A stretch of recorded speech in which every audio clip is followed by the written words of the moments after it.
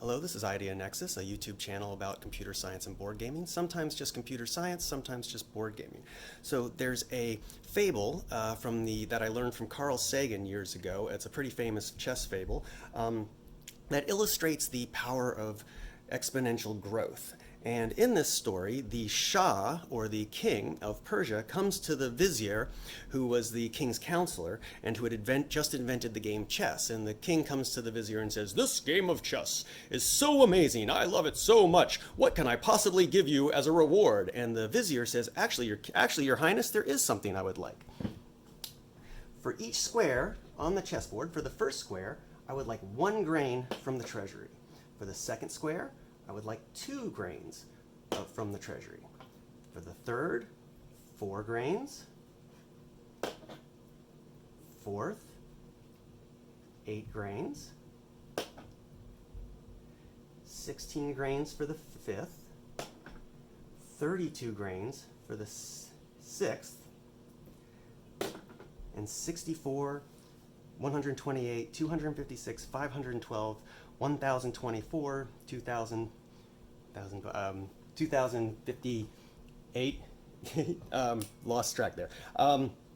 And the king says, "Oh, that's hardly anything. Here," he summons the treasurer and he says, "Treasurer, go forth and calculate this out and give it to the vizier forthwith." Forthwith, that's something kings say. And so the treasurer runs off to do some calculations in the granary and quickly comes back to the king with bad news, and quickly calculates that this would require 18 quadrillion, 446 trillion, 73 billion, 709,551,615 grains from the treasury. That's more grains from the treasury. That's more grains than there are grains of sand on planet Earth. We don't know what happened to the vizier after this, but it may have gone something like this. "Trying to pull a fast one on the king, huh? Come here, you." Dun, dun, dun. So this illustrates the power of exponential growth. And this exponential growth, the number of squares on the chessboard, kind of lends itself to the exponential number of possibilities and the combination of possible moves you can have in a chess game. So in a game of chess, after the players have made their first 2 opening moves, there is now over 400 possible ways the game can go. By 400 possible setups that exist. Here you can see my Kasparov thinking, Kasparov MK4 thinking. After the players have made their second pair of moves, there's now over 19,000 possible ways that the game can continue. And after we make our third pair of moves, and you can see the Kasparov is now thinking harder and harder. This machine is from 1994, because there's now over 120 million possible moves. So how did we go from computers that couldn't beat even the most novice of players in the 1950s to computers capable of winning against grandmasters in the 1990s? Well, it's a combination of 2 things. It's algorithms, improved algorithms, and improved computing power. And we're going to take a look at that.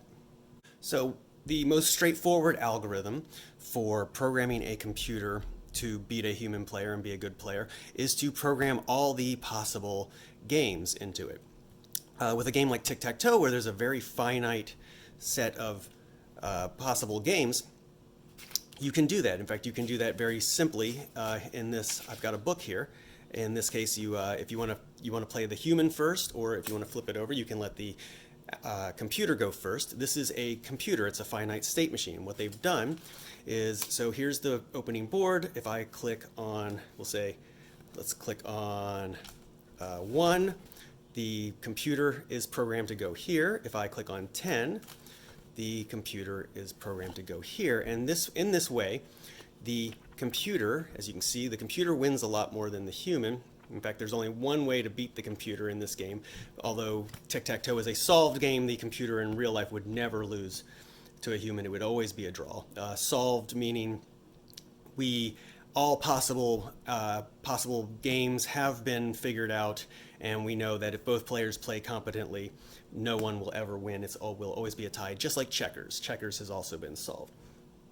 So that's one way to do it, but in a game like chess, where there are more possible games than there are atoms in the universe, we can't do that. It's physically impossible to program a chess game that has every single possible move in it. So one way we handle this is to use what's known as the minimax algorithm. And in that algorithm, the computer says, okay, what if I move here? Well, then the other player might move here, might move here, might move here, might move here. And the computer then says, okay, well, what if I move here? Well, the human player might move here, might move here, might move here. And then you can start going deeper. The computer will say, okay, because it takes milliseconds for the computer to calculate this. So the computer says, what if I go here, and what if the human player goes here? Well, then I could maybe go here, or I could maybe go here. And the human might respond like the other player might respond. It could be a computer, so not necessarily a human player, could go here or could go here. And by doing this, the computer figures out what's the best possible move I can make based on all these branching possible ways the game can go. And so it's a brute force technique of just figuring out all the possible ways. And since the computer has such powerful computing power, it can potentially think many moves deeper than a human could. And I know from playing a lot of chess that a lot of the game for me was sitting and spending minute upon minute upon minute trying to think as far ahead into all the different branching possibilities, while the computer just brute force does that. Now, it's very inefficient to brute force calculate all the different possible games. So, because how's the computer going to know? Well, the computer can't figure out all the ways to the possible ending of the game to checkmate, just like, unlike with tic-tac-toe, where the computer can figure out all the possible ways the game can go.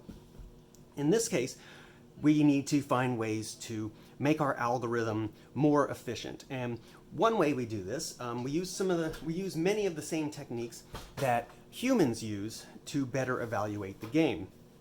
One way to do this is to assign points to pieces. So a pawn would be worth 1 point. A knight would be worth 3 points. A bishop would be worth 3 points. The rook would be worth 5 points. The queen would be worth 9 points. And the king would be worth infinite points. And so the computer can then evaluate, well, if I can trade a pawn for a bishop, I'm going to get more points. And so that branch will now be the preferred branch of the minimax algorithm.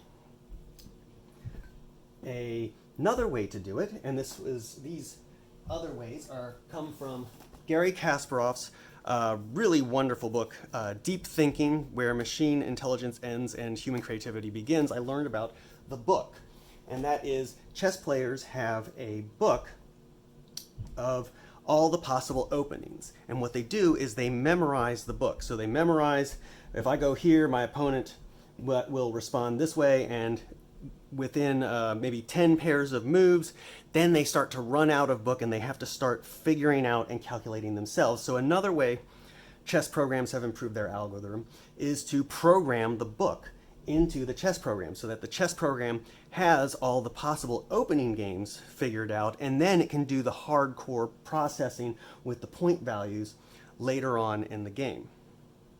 So there's a marriage of algorithmic ingenuity and computing power to produce strong computer players. So that's the algorithm side of programming chess programs. And we've come back to our fable of the exponential growth in grains. And this relates to the exponential growth we have seen in computing. For nearly half a century, people have witnessed a phenomenon known as Moore's Law, that the number of transistors in an integrated circuit doubles about every 2 years. That's about 24 doublings since the 1970s. So what we've done is we've gone from something like this, where each of these is a bit, and these are the different logic gates, something about this size, to something this size, where we have 5 billion logic gates on a single chip. So we've gone from these big vacuum tube looking transistors to about here. We're not even halfway across the chessboard yet. This growth in computing power translates into a growth in the power of our computer players. And in fact, in chess we have ELO ratings, the ratings that different chess players get from playing each other. And the doubling of transistors on a microchip translates into an increase of about 80 to 100 points in a computer's chess rating. So in 1957, IBM's Bernstein program had a chess rating of 800. In 1996, IBM's Deep Blue had a chess rating of 2,700 and became the first computer to beat a grandmaster.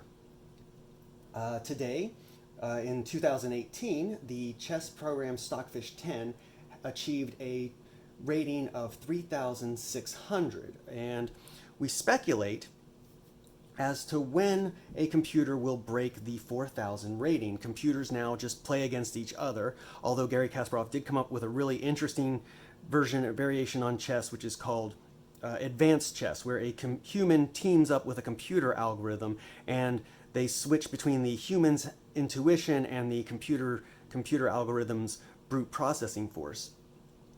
So there is also the question of whether or not maybe chess will one day, like tic-tac-toe and checkers, maybe one day it'll be solved and all possible games will be mapped out. So that's a very high-level introduction to how the exponential growth in computing power over the last 50 years or more has combined with innovations in algorithm design, so the marriage of computer science and computer processing, hardware and software, have contributed to make some incredibly powerful computer players to explore this game of chess that has kept people so enthralled for so many centuries. If you enjoyed this video and would like some further reading, one item I can recommend is The Thrilling Adventures of Lovelace and Babbage. It's about the story of Charles Babbage, the inventor Charles Babbage, and Ada Lovelace, who is credited with writing the first computer program. And it takes place in an alternate universe, an alternate reality, where Babbage's mechanical computer was successfully built and how that changes the world. It's a delightful book. I can also recommend Garry Kasparov's Deep Thinking, where machine intelligence ends and human creativity begins. If you like chess and you're curious about computer science, he really does a great job of explaining things in a real down-to-earth way. You don't have to know any computer science to understand what he's talking about. And finally, of course, I'll recommend my own book, Coding in the Classroom: Why You Should Care About Teaching Computer Science. I cover chess, I cover the history of computer science and the many benefits of computer science education. It's written in a way so that hopefully anyone will find computer science accessible. So thank you so much for tuning in, and I hope you enjoyed the video, and if you did, please leave a like and consider subscribing. Thank you.